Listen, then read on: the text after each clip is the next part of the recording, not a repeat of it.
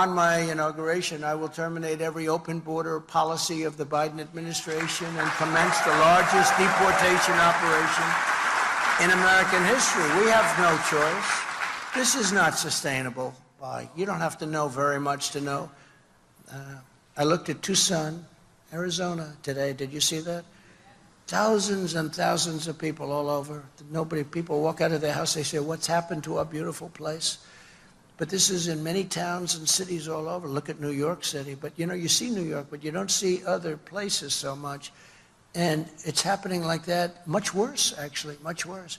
This is not sustainable.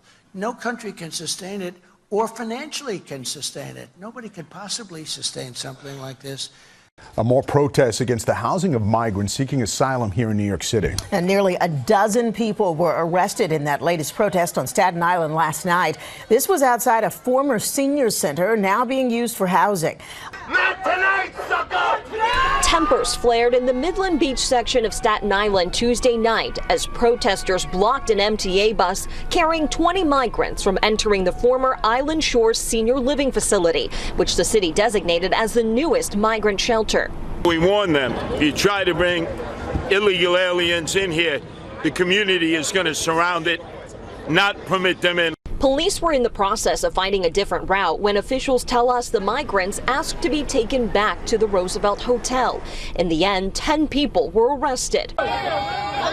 9 for disorderly conduct and 1 for allegedly assaulting an officer who was trying to arrest people. He started saying arrest them, arrest them. They were very aggressive, grabbing people, pushing elderly people. They pushed this guy on the ground, had their knee on his back. He said he couldn't breathe. Mayor Adams reacting to the public outrage Wednesday morning. We have 8.3 million New Yorkers, and we cannot allow the numerical minority that show an ugly display of how we deal with the crises. Scott Lobido is here. He's one of the organizers of the protests in Staten Island. Scott, we appreciate you being here. Look, the border crisis has been going on for a couple of years. I was down there 2 years ago reporting on it. Why now? Why these protests now in New York? Texas is ground zero for the invasion, okay? But Staten Island is ground zero for the fix because it is infiltrating the working, residential, middle-class communities where schools of young children, young girls, pre-K to 12, and they're putting in these young adult males, okay, understand that, who are not vetted. This is the key. Forget about everybody saying that we're, anti-immigrant and all of that, which is bull, because we know we're not, okay? You can't bring in millions and millions and millions of young men of military age who have not been vetted or checked for pedophilia, rape, murder, viruses, diseases, and plant them into this working community where children right there, playgrounds right there. There's a school right up the street here. People live right here and right there. This was a senior citizen home. We could use it for our own homeless, for our senior citizens who are out and who don't have anywhere to go. This is by design. This administration, this president, and I realized it, and anybody out there who doesn't realize this, you need to get your head examined. This is being purposely done to bring and put these people in. I'm not going to argue with you that I'm not going to argue with you that the border is purposely open. I mean, we've reported on that extensively over the past couple of years. But I'm thoughtful about how close you are to Ellis Island. Just I don't know why it's personal to me, because my ancestors, my grandmother came through Ellis Island, and there were people who said the same thing you're saying about my grandmother and great grandparents.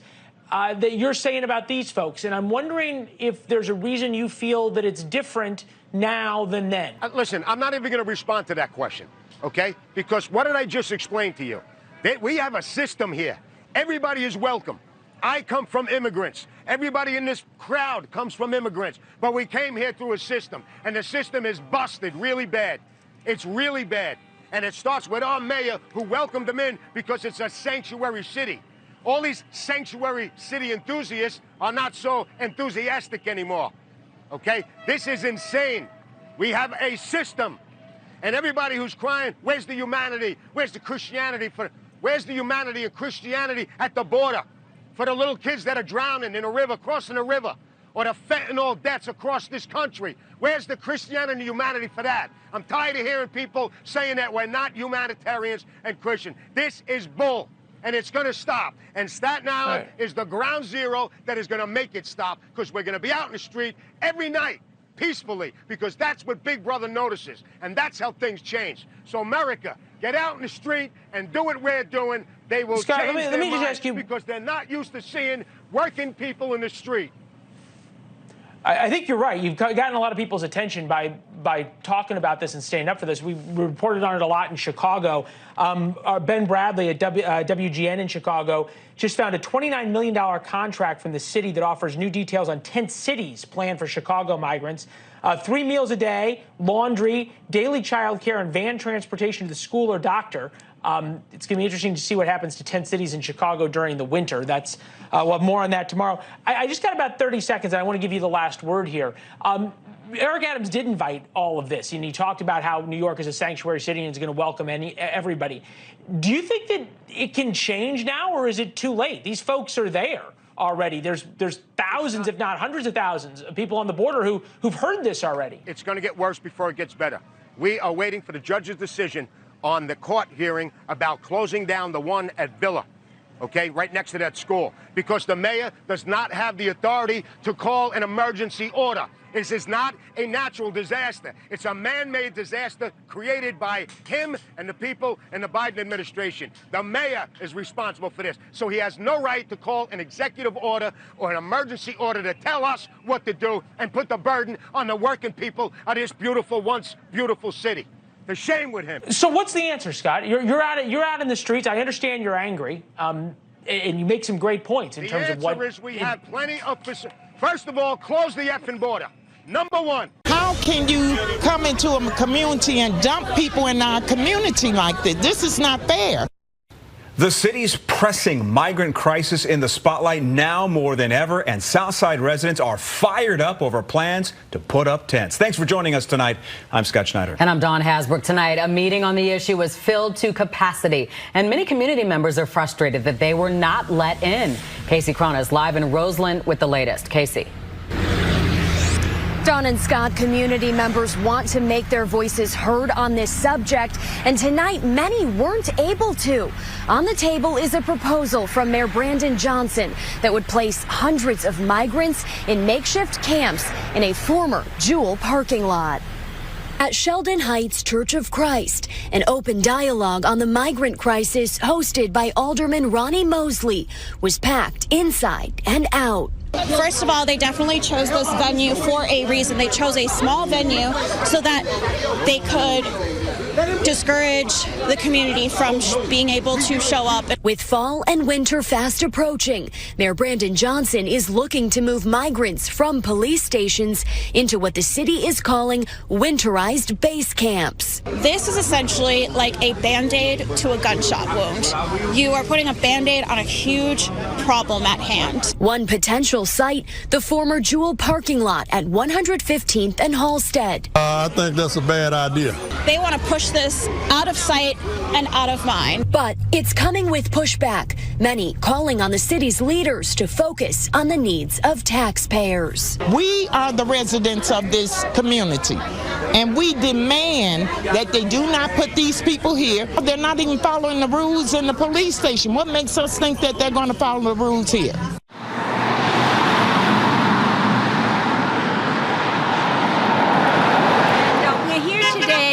In front of this hotel because there were American citizen people living here paying $300 a week. And Maura Healy's office called and asked if the illegals, over 100 illegal families, could stay here. He said yes, but only if he could get $700 a week.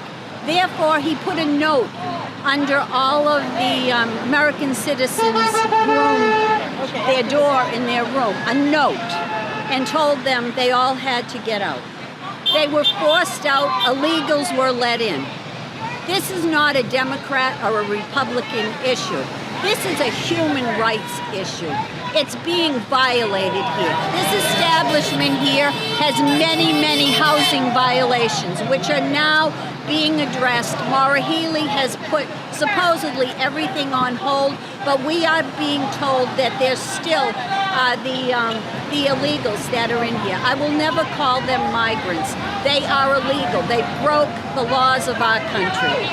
So that's why I'm kind of back at the base. It doesn't matter how wealthy we are. China's wealthy. Why aren't we protesting against China? Russia's wealthy. Why aren't we protesting against them? Why aren't Haitians going to China? Why aren't Haitians going to Russia? Going to Cuba? Why? Because they won't let you in. This isn't just a right issue. This isn't a left issue. This is an issue for all of us. We are all members of this community, and we can't afford this burden. This is ridiculous. We have homeless people here. We have an opioid crisis. The location that they want to put this in is right 2 doors down from a daycare. It's right next to the Yarmouth House. It's one of the flagship restaurants here in Yarmouth. It's across the street from residential neighborhoods.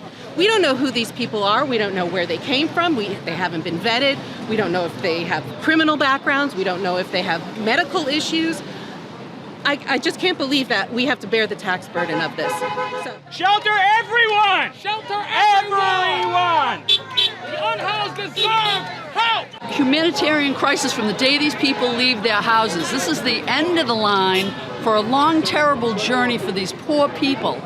This is not going to help them. This is not going to increase their life. This is not any life that anybody wants to live by being in this resort in a hotel room when you can't work. It's absolutely an issue for these people here today, for the locals. But what happened with Kamala Harris going and getting to the root causes of this problem? And now it's here on our doorstep. That's why we're upset. There are over 33% of vacant housing on Cape right now. Over 33%. That is more than the number of renters on Cape right now.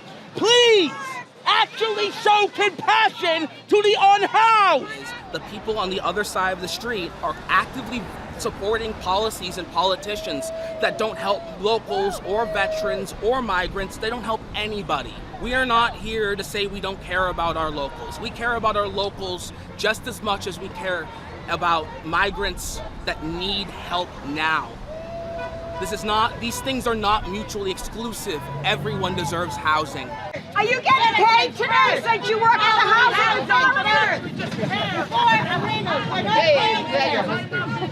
Stop hiding behind your mask.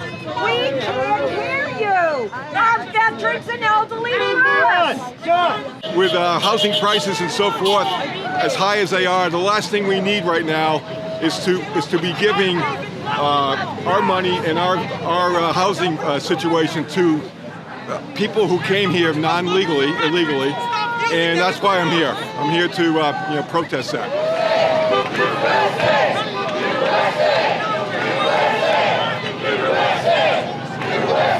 Our son-in-law came from India, and he did it legally, and we're really, really proud of him. So we believe in legal immigration, not illegal. And the Cape now becoming a dumping ground, and we just don't have the resources to support it. But allow them in when they're legal. Americans first! We need senior housing! Housing for children that were born here and grew up here.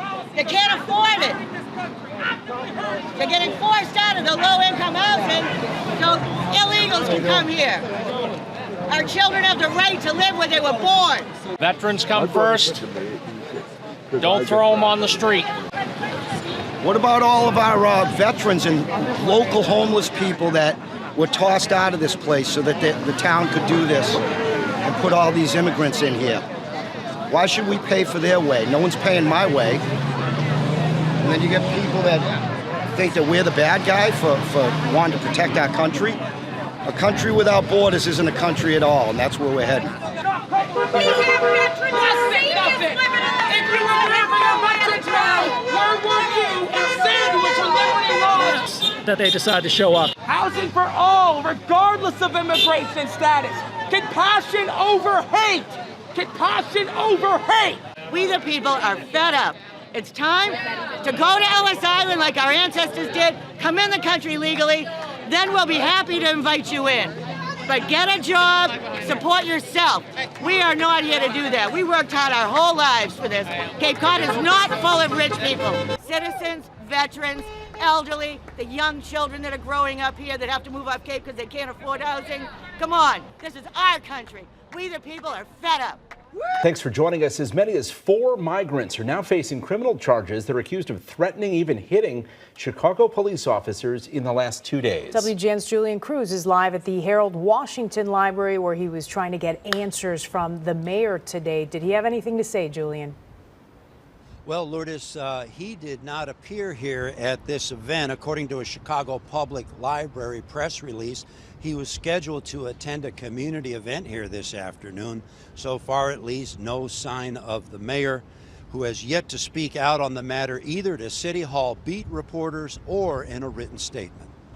12th District Chicago police officers about 6:20 this morning dealing with an increasingly tense situation, taking 2 alleged offenders into custody, police sources identifying the offenders as migrants. News Affairs calling the individuals in question offenders. The first individual allegedly taking property from the district, attempting to flee, we're told, while a second migrant allegedly battered a responding officer who sustained minor injuries, police say, transported to an area hospital in good condition. The police need to feel secure in doing their jobs. They need to feel secure in the space that they're in. Vice Mayor and 27th Ward Alderman Walter Burnett reacting to the alarming news, though he's not familiar with the details, he says. Others at City Hall expressing concern. I think what we're seeing is a decrease in the conditions at the police districts. We're now at nearly 2,000 individuals across the 22 districts across the city of Chicago,